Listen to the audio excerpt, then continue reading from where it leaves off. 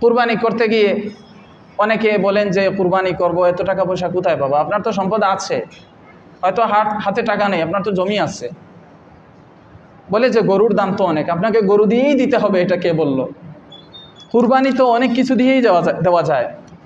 উট সবচেয়ে বড়, এরপরে গরু, মহিষ, ছাগল, বেড়া, দুম্বা ইত্যাদি পশু দ্বারা কুরবানি করা যায়। আপনি গরু দিয়ে করতে গেলে আপনার সামর্থ্য নেই, সামর্থ্য নেই, সমস্যা নেই। শরীয়ত বলে নাই আপনাকে গরু দিয়ে দিতে হবে, শরীয়ত বলে নাই আপনাকে উট দিয়ে দিতে হবে। আপনার সামর্থ্য যেটা সেটা দিয়ে দেন। আবার কুরবানি করতে গেলে গরু দিয়ে 7 জন শরিক হওয়া যায়, সর্বোচ্চ 7 অংশ। এখন বিষয় হলো, অংশীদার হয়ে কুরবানি করতে গেলে অনেক সময় দেখা যায় যাকে শরিক করবে তার হারাম উপার্জন, অথবা নিয়তের মাঝে সমস্যা হওয়ার সমূহ সম্ভাবনা, নানান সমস্যা। তাহলে আমি একা এত বড় গরু দিব কিভাবে? আর শরিক হয়ে দিলে এই সমস্যা, কিভাবে কি করব? সমস্যা নেই, আপনার সামর্থ্য অনুসারে একটা ছাগল আপনি কুরবানি দিয়ে দেন। তখন প্রশ্ন করে যে ঘরের সদস্যরা তো ছাগলের গোশত খায় না। আরে বাবা, সারা বছরই তো আপনি কি খান? গরুর গোশত খান, প্রতি সপ্তাহে গরুর গোশত খাচ্ছেন, একদিন না হয় নাই খেলেন, আল্লাহর জন্য কুরবানি করছেন। আপনি ওই খাবারের চিন্তাটা মাথায় আসলো কেন? আল্লাহর, কার জন্য কুরবানি করছেন বলেন সবাই? কার জন্য? আপনি আপনার ওয়াজিব আদায় করবেন, খাইলেই কি না খাইলেই কি? হ্যাঁ, খাইলে বরকত আছে, কুরবানির গোশতের মাঝে বরকত। আপনি যদি নাও খাইতে পারেন, আপনার ওয়াজিবটা তো আদায় হলো। এরপরে আপনি গরুর গোশত তো গরু তো জবাই হয়, আপনি কিনে নিয়ে আসেন, সমস্যা নেই, 1 কেজি 2 কেজি নিয়ে আসেন আপনার ঘরের জন্য, কিন্তু আপনার ওয়াজিবটা আদায় করেন। আপনি ওই হিসাব করে ওয়াজিব ছেড়ে দিচ্ছেন আর আল্লাহকে সন্তুষ্ট করছেন, এটা তো বুদ্ধিমত্তার কাজ নয়। একটা ছাগল আর কত টাকা?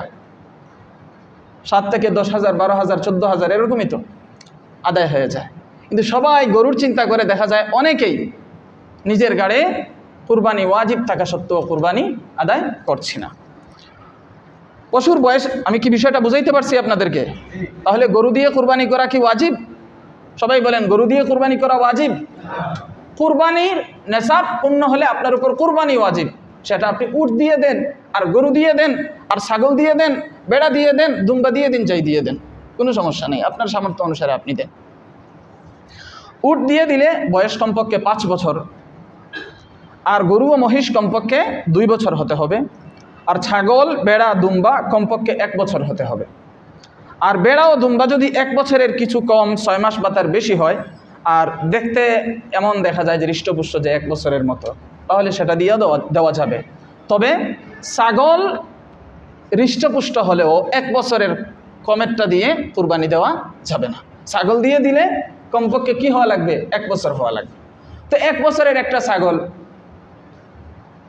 7,000, 9,000, 10,000, 12,000, 14,000 এই দামে পাওয়া যায় কি না? যায়। অতএব আমার আহ্বান থাকবে, অতীতেও অনেকেই কোরবানি দেয় নেই, এই বছর যেন এমন না হয়, বরং প্রত্যেকে ওই গোশত খাওয়ার চিন্তা মাথা থেকে সরিয়ে আমার ওয়াজিব বিধান আমি এটা পালন কর।